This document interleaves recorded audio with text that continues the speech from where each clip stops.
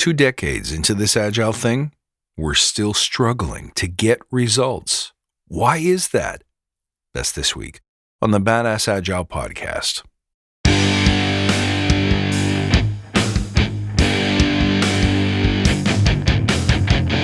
Greetings, team. Welcome to the Badass Agile podcast. I'm your host, Chris Williams.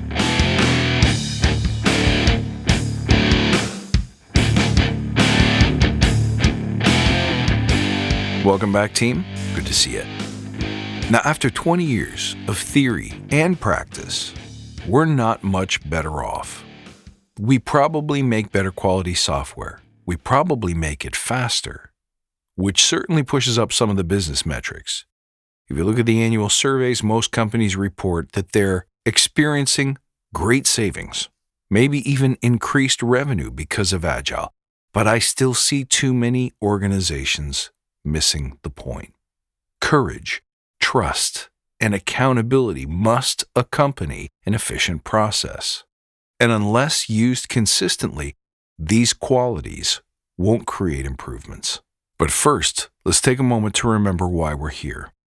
To create an elite tribe of leaders who truly serve their clients and communities by doing what matters and what works, relentlessly chasing value and excellence like a badass. There's so many resources out there about what we need to do to be agile, but we focus on who you need to become in order to lead teams. So let's hammer down those fundamentals to create a truly unique and powerful force in this industry. And if this episode helps you, don't forget to tell your friends. Courage, trust, and accountability must accompany an efficient process. And unless used consistently, even these qualities won't create improvements. It won't surprise you that these are the most challenging aspects to implement. Courage requires us to lean into our fear zone to do the things that we're uncomfortable doing. Trust requires that we let go of our irrational but powerful need to hang on, to keep control of things that others are better qualified to do.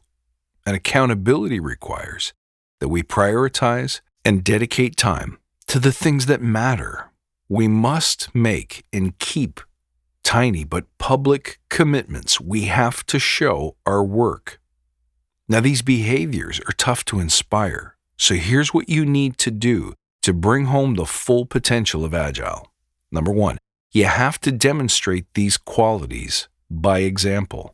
As a Scrum Master, as a coach, or beyond, if you're not doing these things, if you're not living these qualities, you can't expect others to do the same. You have to show them what courage looks like. Maybe that means speaking truth to power. Maybe that means saying, let's take a gamble. Let's run an experiment that probably won't work. And if any consequences fall because of it, I want everyone to tell them it was my idea. Demonstrating trust means that you need to accept that even though you're this agile guru, maybe there's some things that you don't know. Maybe there's some things that your clients know, have done well, that just work for them, that you need to accept isn't very agile, but is still best for the team. Accountability means you can't just be helping others keep their promises. You need to be consistently keeping your promises as well. The next thing you need to do to bring home the full potential of Agile is to create lots of safe opportunities for failure. You need to be the Santa's workshop of experimentation. That's all you do day in and day out, is take risks, look into the unknown. Every time the team struggles, every time you encounter a challenge, an experiment should be the solution. In fact, it's possible that the most frequent words that come out of your mouth are, let's try an experiment here. And if you train your teams to do that, and there are 0 consequences to any failure, now you're onto something. Now you're creating a team that doesn't tiptoe around failure, but embraces it and can actually do it faster because you recognize it as a cornerstone of the process. Number 3, you need to inspire and encourage every day. Sorry, but a Scrum Master or Agile coach is not someone who simply reads off the textbook. There is almost 0 value in helping them perfect the process in execution. Your value is helping them perfect the process through inspiration and encouragement. Let them find their own way to implement Scrum or Lean or Kanban to the best of their ability and to their greatest ends. Most importantly, you need to not know what that looks like going in.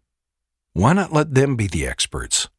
And the only way for them to become experts is to let them try, to experience the failure, to have it not work, to live with the sense that maybe we could be doing this better. Let's try this again and see if a small shift might make something better.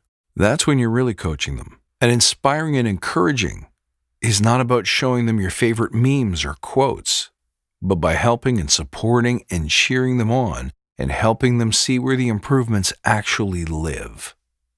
Number 4, let the victories flow.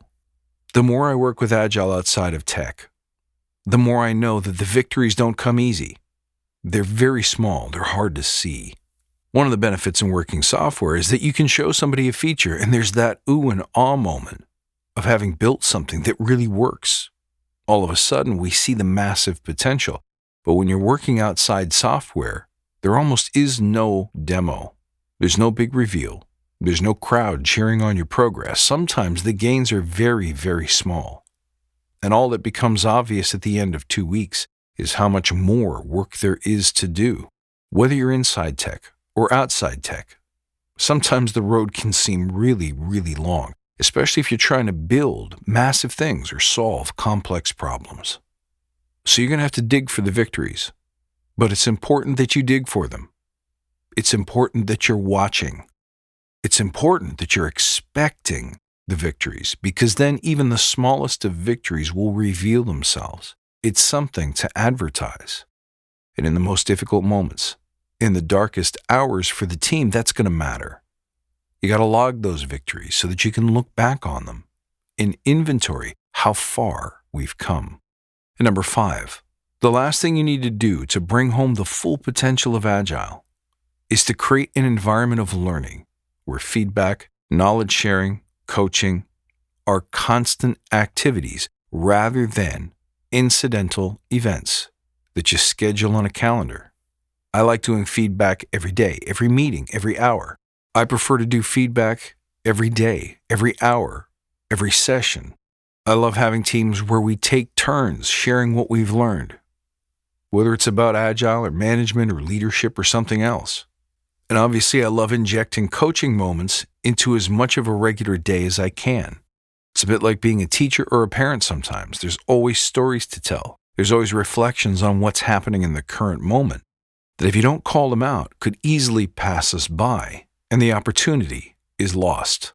So these 5 steps are important if we want to drag agility out of the basement, because water seeks its own level, and once it's down there and it's found its comfortable spot, we're failing to stretch it and grow it, and it's failing to become everything it could be after 20 years. It's really important that we make Agile not more detailed, not more nuanced or varied, but more effective. Let's be honest about where we are and where we aren't, and where we've yet to get to is realizing the fullest potential of this thing, to unclog and break up the problems that exist, especially in large enterprises. When trying to scale it, we have so much work to do. But by leading with powerful example, creating opportunities to fail, inspiring and encouraging, letting the victories flow, and creating an environment where learning, feedback, knowledge sharing are all continuous activities, not events, I think we got a shot. And if you want to stand out in a sea of Scrum Masters and Agile coaches, it's important that this year you do meaningful, distinct things that truly advance the craft. After all, that's what we're here for. That's what people are looking to badasses to do.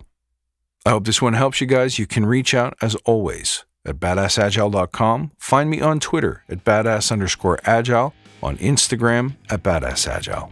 I look forward to seeing you next time, and until then, stay badass.